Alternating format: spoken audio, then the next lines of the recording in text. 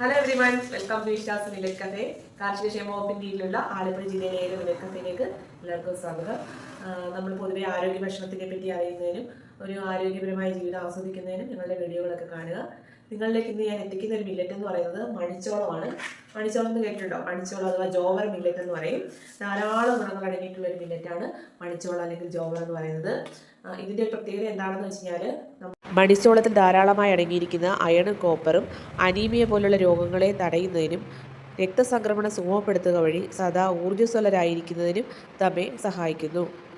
Law glycaemic index എന്ന പ്രത്യേകത ഉള്ളതുകൊണ്ട് തന്നെ ജോവർ മില്ലറ്റ് പ്രമേഹ രോഗികൾക്ക് വളരെ നന്നായി ഉപയോഗപ്പെടുത്താവുന്നതാണ്. ധാരാളം ഫൈബർ അടങ്ങിയിരിക്കുന്നത് കൊണ്ട് തന്നെ കൊളസ്ട്രോൾ കുറയ്ക്കുന്നതിനും അതുപോലെ ഹൃദയാരോഗ്യത്തിനെ നന്നാക്കുന്നതിനും ജോവർ മില്ലറ്റ് സഹായിക്കുന്നു. ഗ്ലൂട്ടൻ ഇല്ലാത്തതുകൊണ്ട് തന്നെ സീലിയാക് പേഷ്യൻസിന് വളരെ നന്നായി ഉപയോഗിക്കാൻ കഴിയുന്ന ഒരു മില്ലറ്റാണ് ജോവർ മില്ലറ്റ്.